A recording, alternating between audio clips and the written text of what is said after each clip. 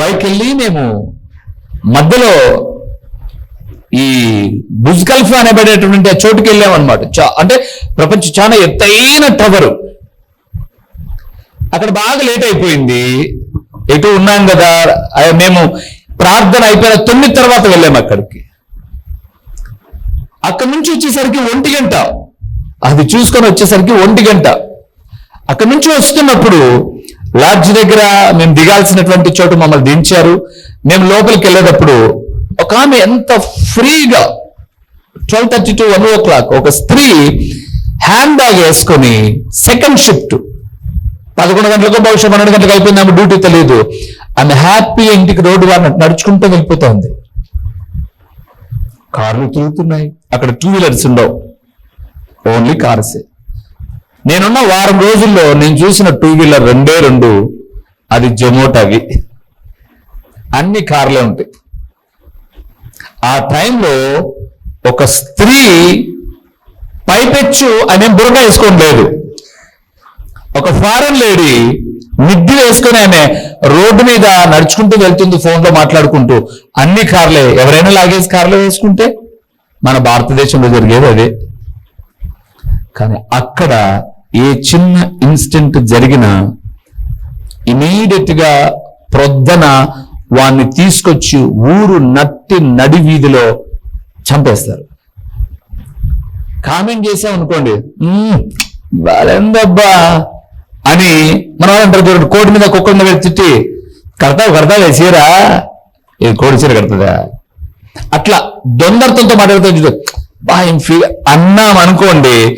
ఆ అమ్మాయి హట్ అయి కంప్లైంట్ చేసింది అనుకోండి, వీడు ఆ రోడ్డు దాటదరకుండా వాళ్ళు వచ్చేస్తారు. వచ్చి అంత అందంగా ఉందరయ్యా, సరే రోజు అందంగా ఉందని ఏమంటావు రా అని చెప్పి బజార్లోకి తీసుకొచ్చి 4 బయట పెట్టి అక్కడ కట్టిస్తారు అంతే. రేపొద్దున అనడానికి ఉండదు. ఇంకా పొరపాటుగా గుంపులో ఉన్నావులే, ఎవరన్నా లేడీస్ అలాగే తగులుగా ఉన్నావు అనుకోండి, ఆ చీలకు నరుకుతారు. అందుకే ఆ దేశాలు బాగున్నాయి, మన దేశాలు ఇట్టున్నాయి నీతి మారిన పనులు చేసి.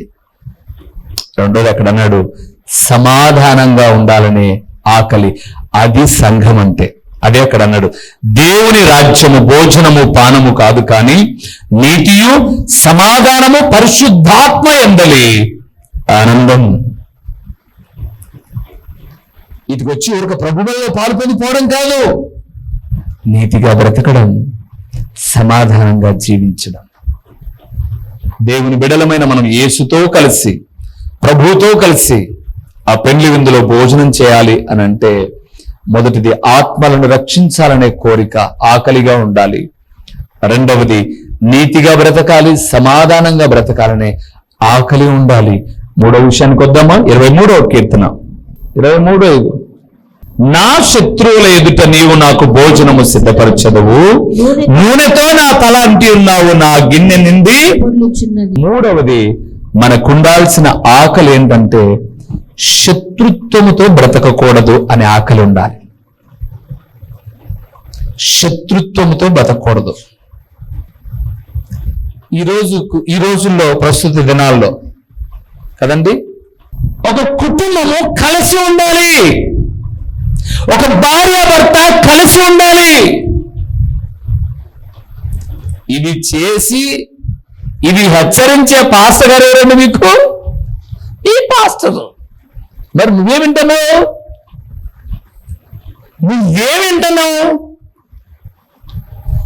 అంటే గద్దించిన ప్రతిసారి, హెచ్చరించిన ప్రతిసారి ఎవరిని శత్రువుగా చూస్తున్నాను?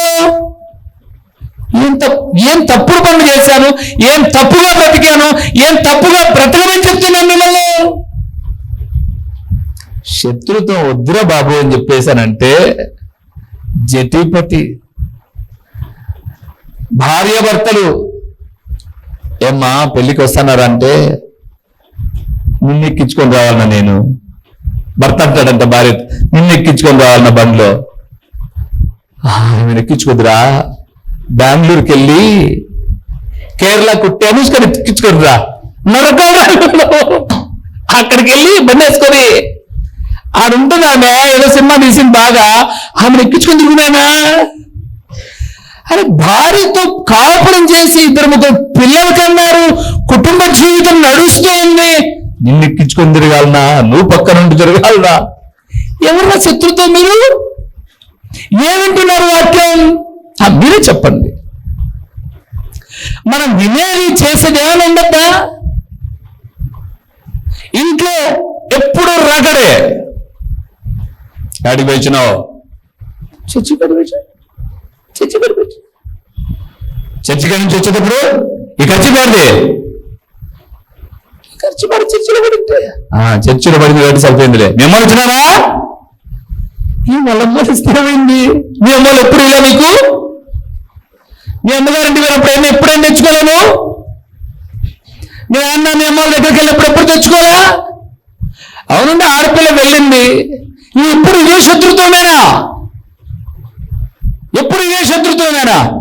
యాటికైనా పో, మీ అమ్మగారి ఇంటి గారికి మాత్రం పోగా. యాటికైనా అంటే అడిగిపోయిందా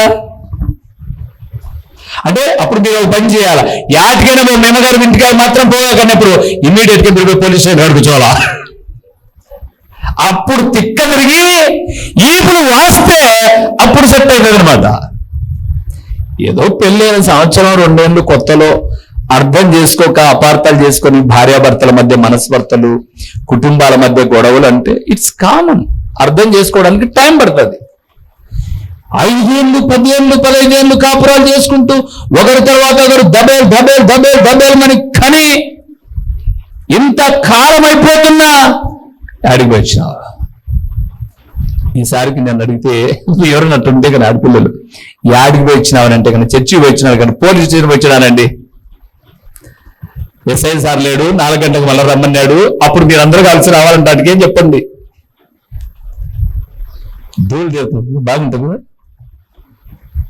మారం లేదండి, మనం శత్రుత్వం మారం. మనం భార్యను ఎట్లా ప్రేమించాలో తెలియదు, భర్తను ఎట్లా ప్రేమించాలో తెలియదు.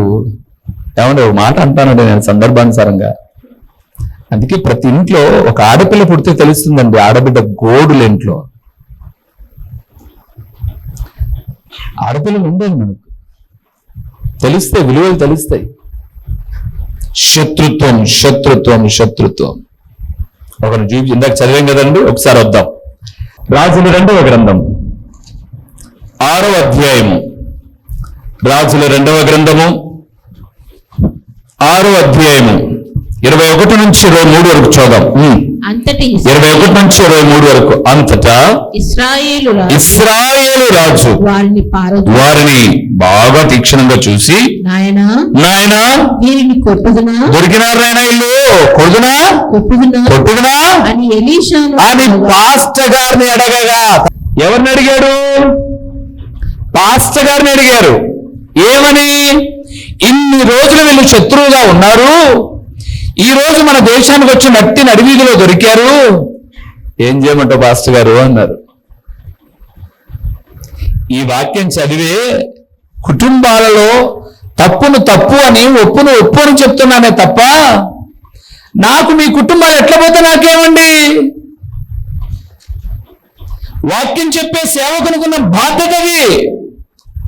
కొట్ర దొరికారన్నాడు ఎలీషా. ఏమన్నాడు ఇప్పుడు చూద్దాం 22.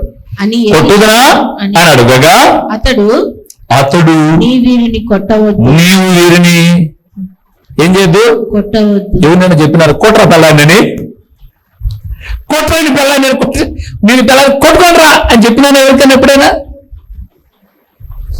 ఎవరిని పోట్లాడుతున్నా కూడా సరేలే అట్లా చేయగాకండి, బాగుండండి. ఎలీషా ఏమంటున్నాడు? కొట్టవద్దు, కొట్టగాకు, ఒక అవకాశం ఇద్దాం. సిరియన్లు ఏమి ఇచ్చాడో చూద్దాం. 22 వచ్చిన కొట్టవద్దు, నీ కత్తి చేతను నీ ఇంటి చేతను నీవు చెరపట్టిన వారు నేను కొట్టుదువా? వారికి భోజనము పెట్టించి వారు తిని త్రాగిన తర్వాత వారు తమ యజమానుని యొద్దకు వెళ్ళుదరని చెప్పెను. అతడు వారి కొరకు విస్తారమైన భోజన పదార్థములను సిద్ధపరచగా వారు అన్నపానములు పుచ్చుకొని రాజు సెలవు పొంది తమ యజమానుని యొద్దకు పోయి, అప్పటి నుండి సిరియనుల దండి వారు ఇశ్రాయేలు దేశంలోనికి వచ్చుట మానిపోయాను. ఎప్పటి నుంచి?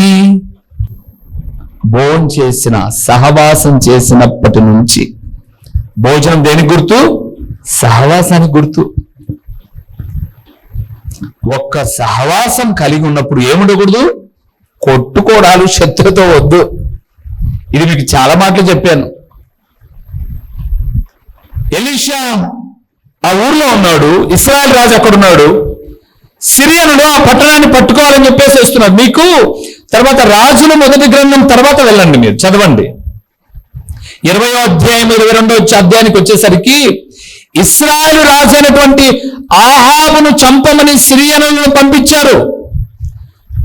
ఆహాబు యెహోషాపాతు ఇద్దరు యుద్ధానికి వెళ్ళినప్పుడు ఒక అబద్ధ పాస్టర్లు 400 మంది చెప్పారు, ఆహాబు గారండి వెళ్ళండి, విజయం మీదే అని చెప్పారు. కానీ మీకాయ అనబడి అతను అంటాడు, వద్దు, వెళ్తే చేస్తారన్నాడు. ఎట్లా చేస్తానో చూద్దాంరా అని మారు వేసుకుని వెళ్ళాడు ఆహాబు. ఆ సిరియనులకు ఇశ్రాయేలులకు యుద్ధం జరిగేటప్పుడు గురి చూడకనే ఒకడు విల్లు పెడితే కొడితే అది వచ్చి కౌచపు కీల్లో కుచ్చుకొని ఆహాబు చచ్చిపోయాడు. యెహోషాపాతును పట్టుకోవడానికి వస్తే కేకలేస్తారే, వీడు మన రాజు కాదు, ఇశ్రాయేల్ రాజు కాదు, వీడు వద్దు అని చెప్పేసి సిరియనులు ఆహాబును చంపి వెళ్ళిపోయారు. అంటే ఇశ్రాయేలులకు సిరియనులకు ఈ రోజు కాదు వైర్యం, ప్రారంభం నుంచి శత్రుత్వం ఉంది. అయితే అప్పుడు పాస్టర్ గారు ఎంటర్ అవ్వాలా. ఇప్పుడు మరలా ఇశ్రాయేల్ రాజును పట్టుకోవడానికి వచ్చినప్పుడు ఎలీషాపాతు ముందే చెప్తా చూడు, అట్లా పోతే నష్టం, ఇట్లా పోతే నష్టం, ఇట్లా పోతే నష్టం అని చెప్తుంటే సిరియన్లు అన్నాడు, రే మన వాళ్ళు ఎవడో ఉన్నాడు లేదా, వాళ్ళలో ఒకడు, మనం ఇక్కడ అనుకుంటుంది వాళ్ళకి ఎట్లా తెలుస్తున్నాయరా అని అన్నాడు. అయ్యా అక్కడ మన వాళ్ళు ఎవరు లేరు, ఆ ఊర్లో పాస్టర్ గారు ఉన్నారండి, ఆయనకు ముందుగానే ఆత్మ బయలుపరుస్తాడు. మన ఇంట్లో వాళ్ళ ఇంట్లో ఎట్లా తెలిసినాయి? ఎలీషాకి ఎట్లా తెలిసిందో చెప్పండి. చిన్న ఇప్పుడు బైబిల్ను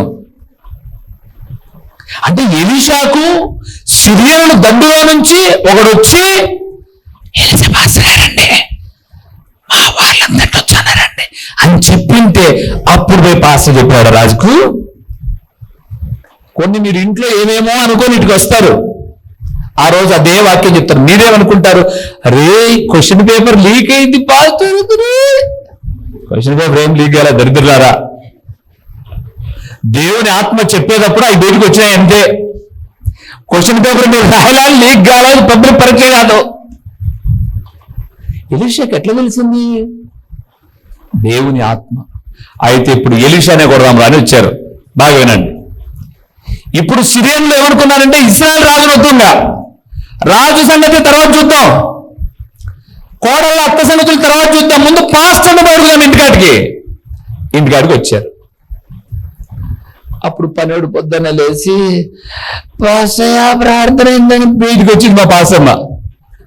ఏమో గెలికినాడు కదా బాయప్ప, బాబా ఇంటికాడికి మన భాషలో చెప్తుండా, ఈ ఊరకనే ఉన్నాడు మా అయ్యప్ప, ఏదో ఒకటి అంటాడు, వాళ్ళు వచ్చి తిడతారు, ఇప్పనేదంటే భార్యకి కదా బాగా, అదేనమాట. ఇడున్నాడు లోపలికి వచ్చి, ఎలీషా గారండి ఏదో పెట్టింది ఏదో తిని రాజుగారు పంపిస్తే ఊరకడు కూర్చొని ఊరు బయట టెంట్ వేసుకొని ప్రార్థన చేసుకుంటున్నాం, మనకి ఎందుకండి ఆ సిరియన్ల గురించి, చూచారు ఎంతమంది వచ్చినారో, ఇప్పుడు రాజుని చంపారండి, ముందు బయట నన్ను నిన్నే అండి చంపేది అన్నాడు. తిక్కోడా, నువ్వు వాళ్ళనే చూస్తున్నావు, ఈసారికి బయటికి వెళ్ళి చూడు అనకు ముందుగా అన్నాడు, దేవా వీని కళ్ళు తెరవజేయ అన్నాడు.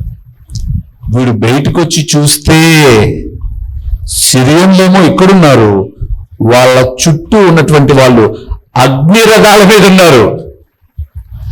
పాస్టర్ ఇంటికి వచ్చిన ప్రతిసారి ప్రార్థనకైతే పర్వాలా, టార్గెట్ చేసి భయపడిద్దామని వచ్చేవరకు ఎముకలు మూలుగులు జారుతాయినైనా జాగ్రత్త,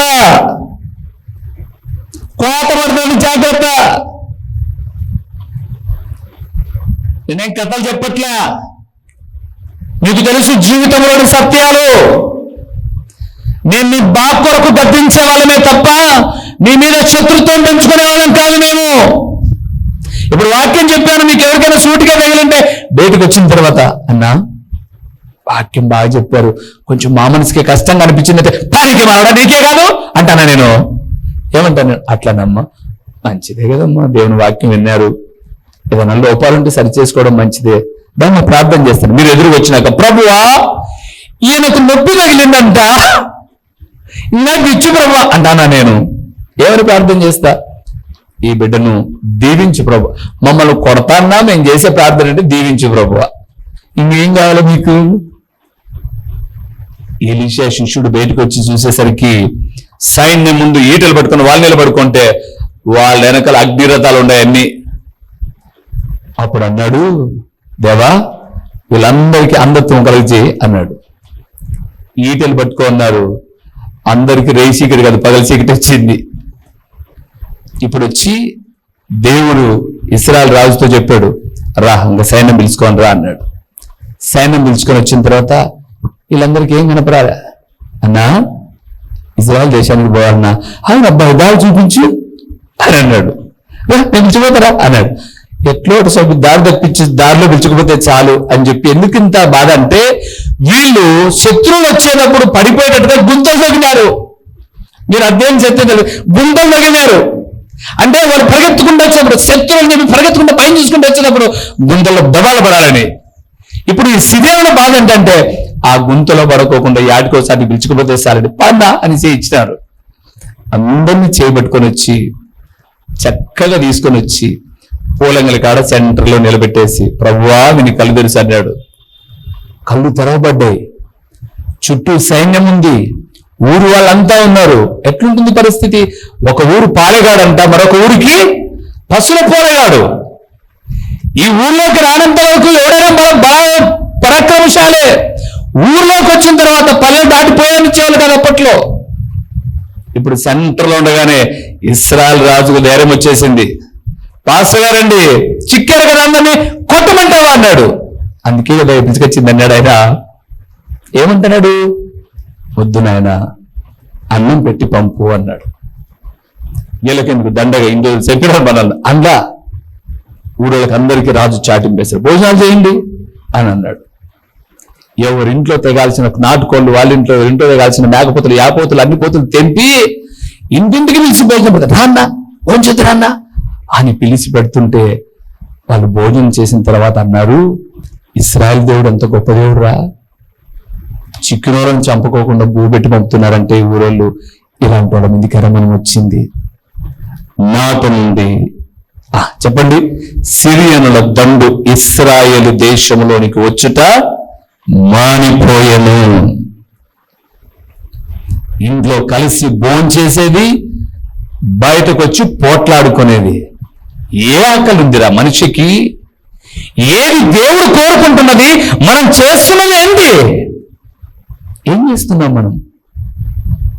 శత్రుత్వాన్ని పెంచుకుంటూ పోతున్నామే తప్ప ఎప్పుడండి మనం చించుకునేది? ఎప్పుడు నేను ఒక మాట చెప్తుంటాను చూడండి, భూమి మీద ఎవరికి ఏ బ్రతుకు శాశ్వతం కాదు. ఎప్పుడు ద్వేషంతో, పగతో, ప్రతీకారాలతో ఇలాగే ఒకే కుటుంబంలో ఉన్న మనము ఇలాగే ద్వేషాలు పెంచుకుంటుంటే ఉన్న ఫలంగా మంచమే పట్టినా లేకపోతే ప్రాణమే పోయినా మనస్ఫూర్తిగా 4 కన్నీటి చుక్కలు కార్చాలండి. మూర్ఖులు ఏం మాట్లాడతారు తెలుసా? మమ్మల్ని ఎవరు ఏడ్చాల్సిన పనిలా, మమ్మల్ని ఎవరు చూడాల్సిన పని అంటాడు. పనికి మాట్లాడారా ఆ తట్టునే అంటే ఎందుకంటే ప్రార్థన చేయడం? ఎందుకంటే ప్రార్థన చేయడం? మనిషి అన్నాక బాధలు రాకపోవు, సమస్యలు రాకపోవు, చావక ముందు కష్టాలు రాకపోవు. దగ్గరకు వచ్చి పర్లేదు లెక్క, ధైర్యంగా ఉండు, తగ్గిపోతాయిలే అని చెప్పుకోవడం అండి బంధము, ఆప్యాయత అంటే. ఏం తీసుకుపోతారు చెప్పండి? మంచి చర్చి కడితే నేను తీసుకుపోతాను వెనకబడితే? రాబోయే తరాల కోసమే కదా. మీరు ఏదైనా తీసుకుపోతారా? రాబోయే మీ బిడ్డల కోసమే కదా. మరి ఎందుకండి శత్రుత్వం? దేనికోసం శత్రుత్వం? మీరు బైబిల్ గ్రంథంలో ఇంకొక వ్యక్తిని చూపించమంటారా? సమూయేలు 2వ గ్రంథము 9వ అధ్యాయము 7వ వచనాన్ని ఒకసారి చూద్దామా? దావీదు అంటారు చూడండి. ఇక్కడ కూడా దావీదు చాలా చాలా చాలా అండి దేవుని మనస్సు ఎరిగిన వాడు. ఎందుకంటే ఇలాంటి గుణాలు ఉన్నాయి దావీదు దగ్గర. సమూయేలు 2వ గ్రంథం 259వ పేజీలో 9వ అధ్యాయము 7వ వచనం. అందుకు దావీదు నీవు భయపడవద్దు, భయపడవద్దు, నీ తండ్రి అయిన యోనాతాను నిమిత్తము నిజముగా నేను నీకు ఉపకారము చూపి నీ పుత్రుడైన సౌలు భూమి అంతయు నీకు మరలా ఇప్పింతును.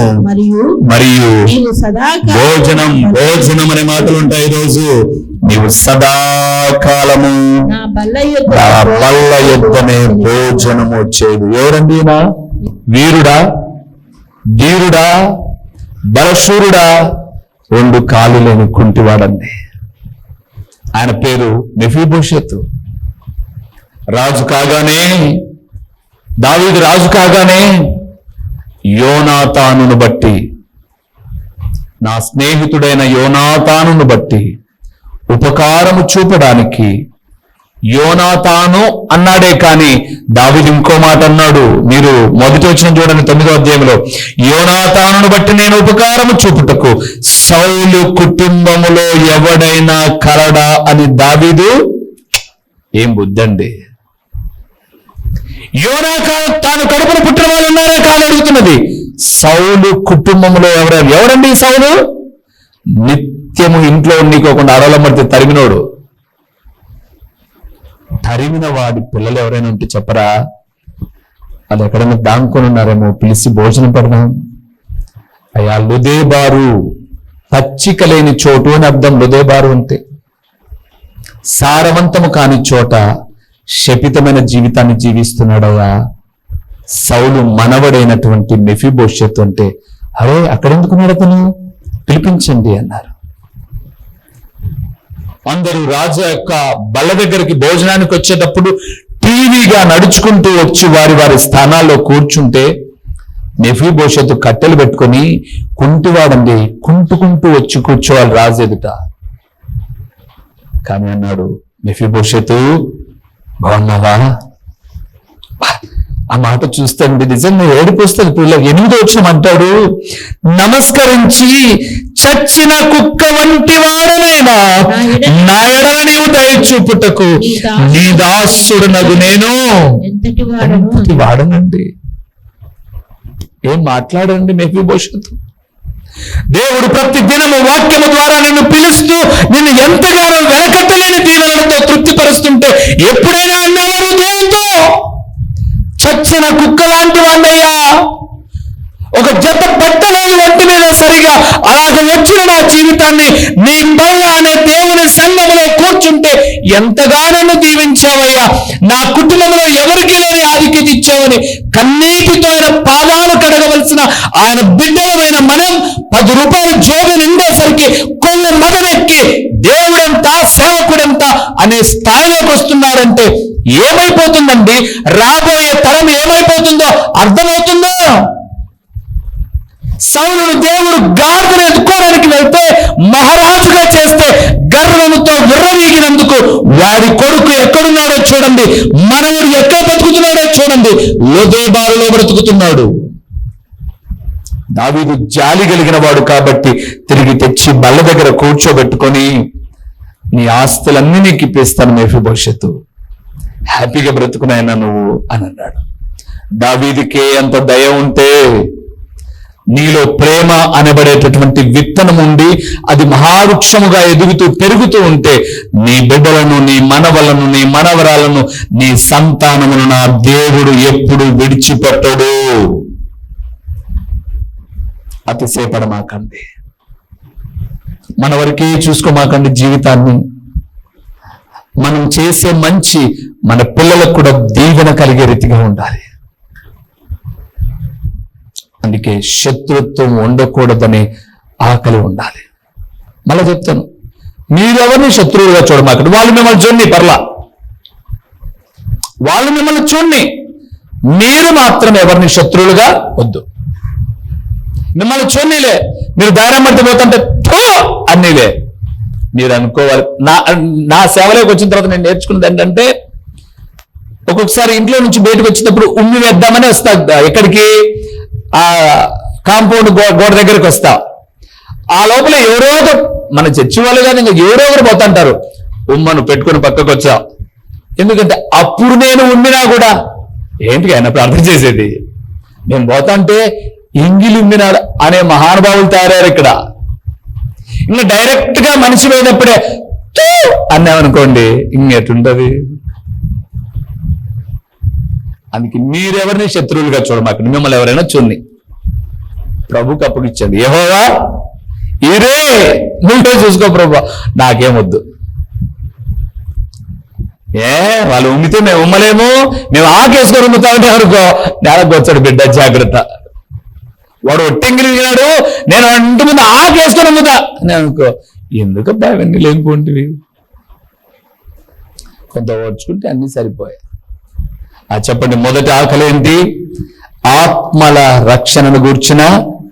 మీ బిడ్డలకు రక్షణ లేదా? జాగ్రత్త పడండి. ఎప్పుడు ఇటువైపు నుంచి అపవాది వచ్చి దాడి చేస్తాడో తెలీదు. రక్షణ. రెండవది, నీతిగా జీవించాలని, సమాధానంగా ఉండాలనే ఒక ఆశ. మూడవది, శత్రుత్వము ఉండకూడదు అనబడేటటువంటి ఒక ఆకలి. ఆశ కాదు, ఆకలి. లేచి నిలబడి ప్రార్థన చేద్దాం. ఇంకో ఆకలి తర్వాత చెప్తాను. ప్రార్థన చేసుకుందాం. దేవుని సన్నిధానంలో, దేవా నిజంగా నాకు ఈ ఆకలి ఉండాలి. నన్ను ఎవరైనా శత్రువులుగా చూడని, నేను మాత్రం చూడను. నీ కీడు జరుగుతుందా? యెహోవాకు అప్పగించు. ఆయన చేతిలో పడుట భయంకరం. ఇంటింటికి పోయి వాళ్ళే మాకు చేసింది, వీళ్ళే మాకు చేసింది, వీళ్ళే మాకు చేసింది. వాళ్ళందరూ వచ్చి నీ కిరీటం పడతారా? ఎవరినో ఒకరిని చెడ చేయకపోతే కానీ మనకు ఆకలి దిగలదా, నిద్ర పట్టదా? వద్దు. దేవునికి అప్పగించు, నీకు మేలైనది చేస్తాడు ఆయన. కానీ నువ్వు మాత్రం 10 మంది దగ్గరికి వెళ్ళి ఎవరినో చెడ్డ చేయడం వద్దు. ప్రార్థన చేద్దాం. మహాపరిశుద్ధుడు అయినటువంటి, మహోన్నతుడైనటువంటి మా ప్రియమైన పరలోకపు తండ్రి, నీ ఘననామమునకు స్తోత్రములు నాయన. ఎంత మంచి దేవుడవు తండ్రి, నువ్వు గొప్ప దేవుడవు. ప్రకటన గ్రంథము 3:20లో, ఇదిగో నేను హృదయమును తలుపు వద్ద నిలుచుండి తట్టుచున్నాను. ఎవడైనా నా స్వరము విని తలుపు తీసిన ఎడల నేను లోపలికి వచ్చి అతనితో నేను, నాతో అతడు కలిసి ఉండడమే కాకుండా కలిసి భోజనము చేయుదుము అన్నారు. అవును తండ్రి, మీతో కలిసి భోజనం చేయక ముందుగా మాకు ఉండాల్సిన ఆత్మీయ ఆకలి గురించి మీరు మాట్లాడారు. ఈ మాటలు విన్న మీ బిడ్డలమైన మేము మా ఆత్మీయ జీవితంలోనైనా ఇట్టి లక్షణాలను మేము అలవర్చుకుని, రక్షణ లేని మా రక్త సంబంధికుల మధ్య రక్షణ కార్యము జరగడానికి, వారు మమ్మల్ని ద్వేషించినా పర్లేదు అనేక పర్యాయములు చెప్పడానికి, మేము నీతిగా బ్రతకడానికి, సమాధానంగా బ్రతకడానికి, శత్రుత్వం పెంచుకుని బ్రతకక, మేమే శత్రుత్వం పెంచుకుంటే రేపటి దినాన మా పిల్లలను ఎవరు ప్రేమిస్తారు నాయనా? మేము మంచితనంతో జీవిస్తే ఈ లేఖనం సెలవిస్తుంది, మంచివాడు తన పిల్లలను ఆస్తికర్తలుగా చేయను అని. అటు స్థితిలో మేము నిలుపుకోవడానికి సహాయం చేయండి తండ్రి. ప్రకటించిన ఈ పరలోకపు సంగతులు వ్యర్థముగా పోకుండా సారవంతమైన నేలను పడిన విత్తనము వలె 30 గంటలుగా 60 గంటలుగా 100 గంటలుగా ఫలింపచేసి మీ ఘననామానికి మహిమను మీరు కలుగు చేసుకున్నామని, ఉన్న వాక్యాన్ని నీరు కట్టి ఫలింపచేయమని యేసు నామములో అడిగి పొంది ఉన్నాము తండ్రి. ఆమేన్. మా చిరునామా దైవజనుడు బ్రదర్ ఓ రూబేన్ గారు, క్రీస్తు ప్రార్థనా మందిరం, డోర్ నెంబర్ 1-10-386, నగరిగుట్ట, పులివెందుల, కడప జిల్లా. మీ ప్రార్థన అవసరాల కొరకై సెల్ నంబర్ 9989067409.